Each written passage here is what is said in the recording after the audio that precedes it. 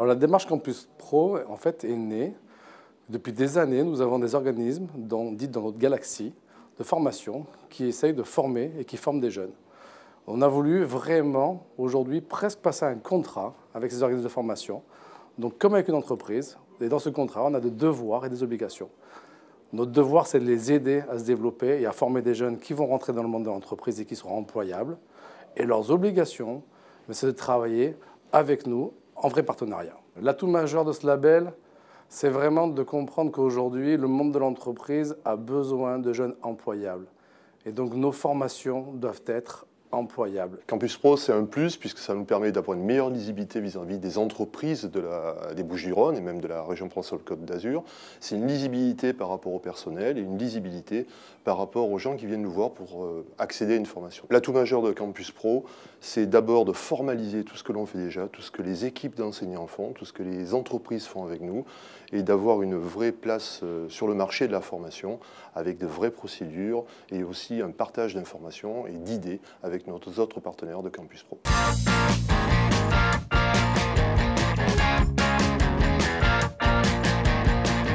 Le but de la place pro, c'est que les entreprises trouvent les collaborateurs dont ils ont besoin et que les personnes qui sont en recherche d'emploi trouvent l'entreprise appropriée à leurs compétences.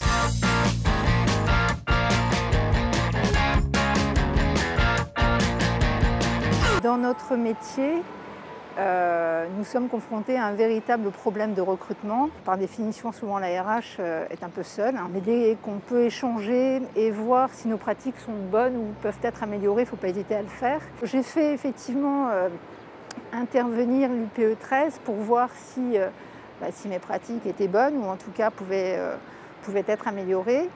Et il s'est avéré qu'elles pouvaient l'être en termes de recrutement, à partir de ce que j'avais moi déjà en place et de ce qui m'a été transmis par l'UPE 13, je suis actuellement en train de peaufiner une grille de recrutement, bien sûr, un outil, un véritable outil, avec un livret d'accueil tant des salariés que des stagiaires, pour donner envie aux gens de travailler pour nous, chez nous, avec nos valeurs. Et ça, c'est très très important. Ça nous a permis en fait de vérifier que tout ce qui était document obligatoire était bien présent dans les établissements.